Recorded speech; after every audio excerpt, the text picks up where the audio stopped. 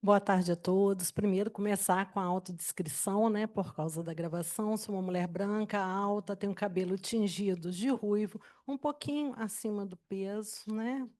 Vamos lá. E estou muito honrada de estar aqui nessa mesa. Eu acho que é uma responsabilidade grande, é um desafio, ministro, eu estar aqui hoje, né? Mas a vida é essa, né? Vou me encarar, peço licença para quebrar o protocolo, vou fazer em pé, porque professor não aguenta ficar sentado, né? Eu vou pegar aqui também o passador e vamos lá, né, gente? Vamos que vamos, né? A minha palestra, vocês sabem, vai ser também assédio sexual com protocolo de gênero. Não pode ser normal que uma mulher como eu, já até deixei cair, de 47 anos, tenha que compartilhar minha localização quando pego no carro de aplicativo no Rio ou São Paulo. Não pode ser normal que mulheres ocupem tão pouco cargo de poder. Não pode ser normal mulheres não terem protocolo específico de teste em farmácia e medicina, exceto quanto é útero e mama. Isso está no livro Eva, para quem quiser pesquisar. Não pode ser normal, em reportagem recente, mulheres terem que pesquisar ficha criminal de namorado para saber se responde sobre violência doméstica. Está lá no Gazeta. Não pode ser normal, isso foi publicado no TST recente, do ano de 2023 para 2024, 35% de aumento de demandas de assédio sexual. 7 a cada 10 processos, autoria feminina. Lógico, a denúncia é importante, mas abre um alerta para a gente. Não pode ser normal a mulher querer descansar. Mulher hoje trabalha 21,3 horas semanais com afazeres domésticos. E o homem? 11,7. Momento esse que a mulher podia estar com a carreira, com o lazer, com a própria profissão. Ou seja, mulher cansada é uma sobrevivente. Descansar hoje é ato revolucionário. Está lá em Bicho Han, Sociedade do Cansaço. Não pode ser normal que descobertas científicas tenham sido feitas por mulher, não é possível. Marie Curie, rádio e polônio, 2 Nobel, Química e Física. Não pode ser. Gertrude Elion, Nobel em Medicina, descobriu a ciclovir, que foi uma revolução em herpes e virologia. Não pode ser que Catherine Johnson, matemática, comandou as missões espaciais da Apollo 11. Não pode ser normal que Jaqueline Góes de Jesus, uma brasileira, liderou a equipe e fez a sequência do genoma Covid-19 no Brasil em apenas 48 horas do primeiro caso registrado. Não pode ser normal que o STF só tenha julgado em 2021 a DPF 779, que fala da legítima defesa da honra, declarando que isso viola o direito da dignidade da pessoa humana, da igualdade de gênero. Quem quiser aprofundar, tem um podcast muito bom, Rádio Novelo, Praia dos Ossos. Não pode ser normal, e aí a outra denúncia da Rádio Novelo, desse mesmo podcast, CPF na nota, que a mídia tratou como um caso de traição entre homem e mulher. E não é isso. Na verdade, era uma rede de homens disseminando sexismo, machismo, por e-mail de uma editora grande de elite, chamado Chernobyl. Está lá nesse episódio. Não pode ser normal que alunos do Colégio da Barra da Tijuca, colégio de elite, tenha transformado os corpos de meninas por inteligência artificial e divulgando isso em grupo de WhatsApp. Aliás, não pode ser normal uma mulher que sempre foi objeto de direito virar sujeito. Nem no português, objeto é difícil virar sujeito. E por que precisamos tanto dessas validações externas? E aí a gente tem a série Disclaimer e temos também a vítima invisível, daquela mulher que foi assinada por aquele jogador de futebol, daquele clube famoso. Afinal, eu acho que o problema vem da época do paraíso, né? A grande culpada foi aquela que comeu a maçã. Eu só fico e eu só fico me perguntando aonde que estava o Adão nesse momento, né? E aí a misoginia já vai começando, né? É histórico e esse ódio vai sendo construído. E essa construção, ela é histórica, ela é social, ela é cultural. Numa sociedade moralista que a gente tem, que ela agrega e cega. Então, de repente, a literatura seja um caminho para quebrar isso daí. Precisamos saber sobre mulheres trans. Vou lá, Parque da Irmã, Magnífica, Mau Hábito. Precisamos da cultura indígena, sei lá, vai ler A Queda do Céu, precisamos saber sobre racismo. Jefferson Tenório, vamos lá, Avesso da Pele, De Onde Elas Vêm, Estela Sem Deus, o clássico No Efeito da Cor, Solitária, pelo amor de Deus, é tanta coisa, porque a gente vai atravessando nesse recorte histórico onde uma cultura androcêntrica, a papel da divisão sexual do gênero muito definida, o homem como provedor e a mulher como reprodutora e cuidadora. Só que o dever de cuidado tem que ser compartilhado, há um direito humano ao cuidado, autocuidado, ser cuidado, o direito a cuidar, e a gente tem que refletir sobre isso, senão a gente fica reproduzindo sistematicamente essas posturas. O que vocês chamam de amor, eu chamo de trabalho doméstico não remunerado. E dentro dessa assimetria, a gente vai ter que construir a aplicação desse protocolo de gênero. E aí vocês devem estar pensando, está tranquilo? Não está tranquilo, porque a gente convive com várias normas neutras na sociedade, políticas públicas que não atendem às minorias, que não atendem às mulheres. De repente, uma saída é a teoria do impacto desproporcional, que já é usado fora do Brasil, onde consegue verificar essas situações sistêmicas que são ilegítimas e arbitrárias. Vou dar 3 exemplos rápidos para não cansar vocês. Vaga de emprego, um RH, onde ele não tem filial, ele não faz treinamento externo, aí ele coloca lá no anúncio. Contratamos pessoal para RH, tem que ter disponibilidade de horário. Pode ser transferido e mudança de residência. A mãe solo está fora, gente. Você pega concurso anulado, TJ, esse ano, professor, exigindo só para mulher teste e exame de mamografia digital e ultrassom de mama. Há mulheres acima de 35 anos. E para o homem, não tem exame médico similar? Semana passada, não sei se tem alguém de Macaé aí, concurso da prefeitura, FGV, nas alíneas do concurso, 2 questões tiveram que ser anuladas por via judicial. Constava, mulher fala demais. E a outra linha, mulher é um defeito da natureza. Podem dar uma glugada aí que vocês vão achar. Então, gente, nada protege essa mulher. A gente tem normas de lactantes, será que eu apertei alguma coisa? Normas de lactantes, temos as gestantes agora, com as teses, os precedentes vinculativos, protegendo essas gestantes, temos avanço legislativo, a gente tem a Lei 14.611, que fala da igualdade salarial, da política de transparência remuneratória, publicada semestralmente, de salário de homem e mulher, a gente tem a Lei 14.457, que emprega mais mulheres, que traz a questão do monitoramento, da denúncia, do acompanhamento e do sigilo. Tem a própria lei no serviço público para impedir o assédio e a violência, Lei 14.540. E aí, quando vai para o gênero, ainda vai para a raça, e vai para a cor, e vai para a classe social, aí essa violência dispara. Isso daí está na própria violência doméstica, na sociedade. Vamos lá, o livro Agressão, da Ana Paula Araújo. Se a gente parar para pensar, de repente, esse assédio no ambiente laboral ele ocorre de 3 fatores: fatores organizacionais, individuais e sociais. Quais seriam os organizacionais? Uma cultura institucional de violência, gestão temerária de liderança, e, de repente, aspectos individuais, própria pessoa, o relacionamento dele, a saúde mental desse indivíduo envolvido nessa prática de assédio. E fatores sociais, que acontece também a desigualdade social, a crise econômica, o desemprego, o trabalho precarizado cada vez mais. A gente está convivendo com terceirizações, contrato intermitente, que essa mulher vai ficando cada vez mais vulnerável dentro desses contratos. E aí é um passo para adoecimento. Esse adoecimento pode ser físico e mental. Físico, vamos lá, dores de cabeça, hipertensão, fadiga, queda de cabelo, lerdorte, e assim vai.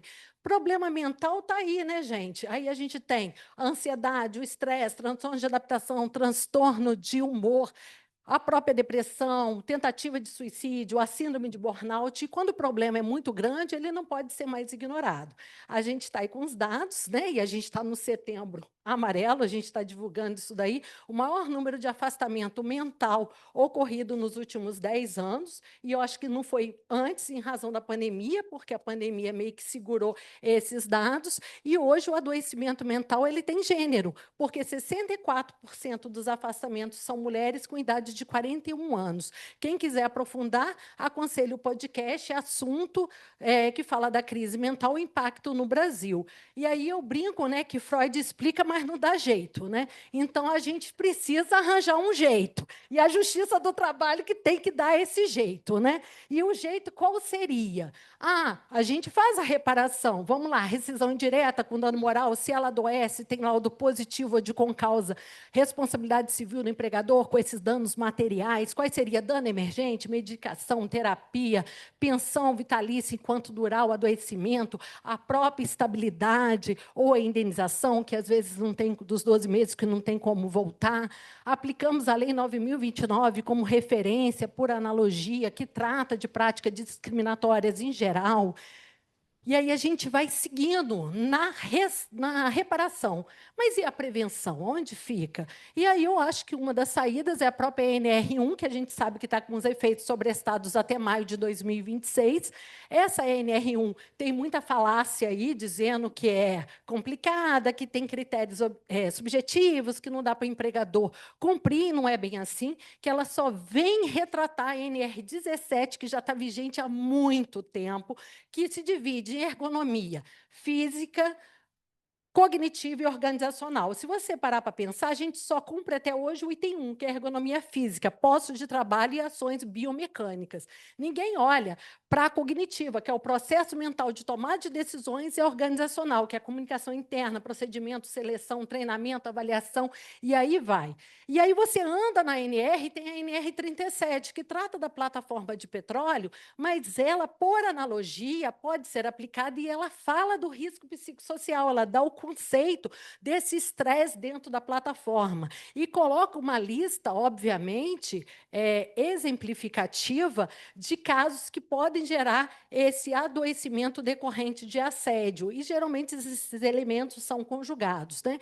Vamos lá: carga de trabalho excessiva, exigências contraditórias, comunicação ineficaz, insegurança laboral, assédio psicológico, sexuais, violência proveniente de gênero, né? Eu não vou ficar lendo aí, que são vários itens. E aí, como que seria isso na prática? O empregador vai ter que fazer o mapeamento desse risco. Ele não faz a NR9 do agente químico, físico e biológico, doença e acidente, ele vai passar a fazer o risco psicossocial de forma cíclica também.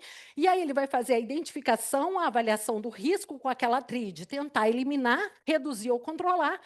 E aí ele começa com as medidas de prevenção, medidas emergenciais, e com isso ele faz o inventário, o plano de ação que gera o gerenciamento de risco para formar aquele documento tão famoso que é o documento, que é o Programa de Gerenciamento de Risco.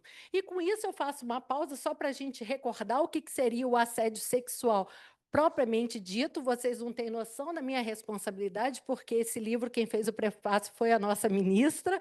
Então, o assédio sexual ele vai se dividir em 3 vértices, vamos dizer assim: o vertical, mais conhecido, que é aquele que envolve o superior hierárquico com face do subordinado, é aquele que está lá no artigo 216 do CP, que é o assédio sexual na esfera penal. Tem um assédio sexual horizontal, que é feito entre colegas ou de mesma hierarquia no local de trabalho. Esse é considerado a importunação sexual, está lá no 215A do CP. E o misto, quando ele vem de todos os lados, de todas as formas, seja dos colegas e do próprio supervisor. E aí a gente tem o assédio sexual por chantagem, que é justamente esse clássico que tem a troca de favores, né? Ou seja, se não ceder ao assédio sexual, não vai ter a promoção, ou vai ter uma transferência, ou vai ter uma ameaça de dispensa. E o ambiental por intimidação é aquele que não tem a troca de favores, mas, por outro lado, ele causa um ambiente tóxico, ele causa um ambiente nocivo, né? Aquelas brincadeirinhas ou apelidos que acontecem de forma pejorativa, ou exibição de conteúdo pornográfico dentro do ambiente laboral como forma de distração e brincadeira, e muitos toques físicos indesejados, né, que pode acontecer dentro desse ambiente laboral. E aí eu indico o livro Rede de Sussurros, que é bem interessante, que fala sobre esse assédio. E aí, a cada assédio sexual não correspondido, vamos dizer assim, se é que eu posso usar essa expressão, eu brinco que vem um combo, só que não é do McDonald's e nem é do Feliz, porque aí vem um assédio moral com conotação de gênero, que aí o assediador começa, e isso é bem visível nos processos, a fazer com que essa mulher fique desqualificada, humilhada, isolada do ambiente laboral. Muitas vezes, essa mulher tem a sua vida privada devasada, ou seja, ele busca situações do passado para expor ou profissional pretérita. Então, geralmente, o assédio sexual ele nunca vem sozinho ou retiradas de atribuições que essa mulher sempre fez, ou seja, ela tem diminuição no seu trabalho, efetivamente, né? Então, por isso que é necessária a aplicação do protocolo de gênero nos processos. E qual o impacto processual nos processos? Primeiro, todo esse tipo de demanda de assédio sexual, a participação no Ministério Público do Trabalho é obrigatória. E ele tem que participar de todas as fases, inclusive da instrução, e não somente com aquele parecer final. Outra questão que eu acho de suma importância é a distribuição dinâmica do ônus da prova. Não dá para ficar com aquela distribuição estática, porque aquela mulher nunca vai ter uma prova robusta. Geralmente, ela vai ter vestígios, indícios, fragmentos daquele assédio sexual. Muitas vezes, testemunhas de ré até evasivas, porque nunca ela tem uma prova muito concreta. É muito difícil ter um WhatsApp dizendo expressamente o que aconteceu ou uma filmagem do local de trabalho. E aí eu acho que o juiz vai ter que trabalhar como se fosse uma coxa de retalho, buscando garantir um mínimo de dignidade dentro daquela audiência de assédio sexual, sendo que a responsabilidade é objetiva desse empregador. É muito comum também defesas virem argumentando: mas ela não denunciou, não tem registro em compliance, em ouvidoria, como se isso fosse impeditivo para a responsabilização da réu. Eu acho que é até um agravante, quando ela faz a denúncia ou ouvidoria, isso nada é levado em consideração e ainda é divulgado no ambiente laboral essa denúncia. Então, eu acho que é muito importante a gente dar atenção à palavra da vítima dentro desse sistema probatório, ou seja, vai ter status de quase de um depoimento testemunhal à palavra dessa vítima. E quando envolve menor, e eu já julguei alguns, e aí eu tenho que relatar que é uma dificuldade da Justiça do Trabalho.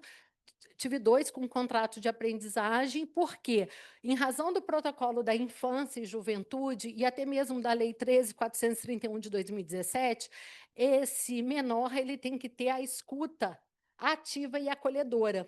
Então, o depoimento dele não é prestado na frente do juiz, ele é prestado através de psicólogos e assistentes sociais. Então, geralmente, eu tenho que esperar o processo tramitar na Justiça Penal ou na Justiça Civil para utilizar como prova emprestada, até porque eu não posso fazer aquela revitimização desse menor assediado sexualmente. Então, é um alerta que eu faço que a gente tem que começar a prever caminhos, porque se não tiver ação penal e se não tiver uma ação civil tramitando, como que a gente vai conseguir botar essa escuta acolhedora e ativa na prática? Estou caminhando para o final, gente, vocês vão se cansar muito. A responsabilidade que eu acho dos juízes e dos advogados. Como assim? Como assim? Porque o protocolo é de ofício. Então, é uma responsabilidade do juiz em não aplicar esse protocolo. E dos advogados. O advogado requer, juiz que se vire. Não é bem assim, não. Por quê? Hoje, isso acontece muito no direito de família, acredito que tenha sido até tema do debate de manhã, a questão da violência processual, a questão da responsabilidade objetiva e de boa-fé que as partes têm que ter dentro do processo. E, em pesquisa recente, o STJ ele considera que, dependendo do tipo de defesa apresentada em ações, e no nosso caso seria de assédio sexual, ela não pode ter conteúdo machista, sexista e moralista. Isso acontece muito no direito de família, nas ações de investigação de paternidade, onde a gente sabe que mais de 30 anos há um exame específico que é de DNA, então não tem necessidade nenhuma de falar sobre a vida sexual dessa mulher numa defesa, e eles continuam, e com isso vem a responsabilidade pessoal do advogado. E não adianta falar, meu cliente que pediu para colocar isso na petição, olha aqui a entrevista. Por quê? O advogado é o que faz o primeiro filtro. Eu brinco que o primeiro juiz da causa é o advogado, porque ele vai filtrar o que vai chegar para a gente no judiciário. E aí o STJ ele firma a condenação no seguinte sentido, que a imunidade profissional não é absoluta, que, independente de ter responsabilização criminal ativa, é independente, e o fato do processo correr em segredo de justiça não desabona a conduta do profissional, apenas diminui o dano moral, porque não houve essa divulgação. Não entendi nada de assédio de protocolo, então a gente larga o direito para o lado, o livro, né? E vamos lá, vamos ver filme, vamos ver série, vamos para a literatura. Aí eu botei alguns, o Papel de Parede Amarelo, Herdeiras do Mar, coloquei Todas as Cores do Céu, a série Conto de Aia, Inacreditável, e assim vai, né? E com isso eu peço licença para encerrar falando um texto da Iana Vilela, livro Desobediência, né? E aí eu falo com vocês, lógico, vou fazer uma adaptação para não ficar muito grande, que quando ouvi mulheres me dizendo, fale mais baixo, não use esse tipo de roupa. Mulher não pode falar tudo que pensa, mulher tem que se comportar bem, mulher não pode ser vulgar e não pode cruzar o braço. E na minha infância eu ouvi dizer que mulheres não podem subir em árvores, mulheres não podem usar shorts, tem que usar saia. Ouvi dizer que mulheres não podem cair de perna aberta, mulher tem que usar sutiã, senão o peito cai. Mulher não pode chorar demais, senão o rosto marca. E aí eu fui crescendo. Ouvi dizer que mulher não pode dar para muitos, e mulher tem que ser piranha para o marido, senão ele arranja outra. Desculpa, ministra, vamos seguindo. E aí, é o texto, né? Vamos nós, né? E aí, e você tem a obrigação de ter filho. E cuidado, você vai engravidar, a barriga não pode estriar e você não pode engordar demais. E não pode reclamar de filho, porque filho é bênção. E quando a gente vai escutando isso ao longo da vida, e essas palavras vão ecoando, as sílabas vão surgindo, as vogais, as consoantes, e aí a gente fica com aquele temor, um temor. E aí, se eu não seguir esse padrão, quem vai me querer? Então, gente, de repente, a verdadeira desobediência é a gente embolar novos significados ao nosso desejo, à nossa felicidade. De repente, a nossa grande desobediência é estar aqui presente numa sociedade que quer nos moldar e nos picotar em molde pré-fabricado. De repente, a verdadeira desobediência é a gente existir nesses postos de trabalho numa sociedade que quer nos silenciar e nos apagar. E, de repente, e aí acontece comigo muito, você é histérica, você é nervosa. Hoje em dia eu falo, nossa, muito obrigada, eu até agradeço, porque é sinal que eu estou no caminho certo, né? E para nós que somos, né, nós aqui presente, putas ou não, debochadas ou não, bissexuais ou não, sapatão ou não, artistas, diabas, malucas, esse nome eles gostam, né? Malucas, questionadoras, que somos um grande ato de desobediência. Boa tarde.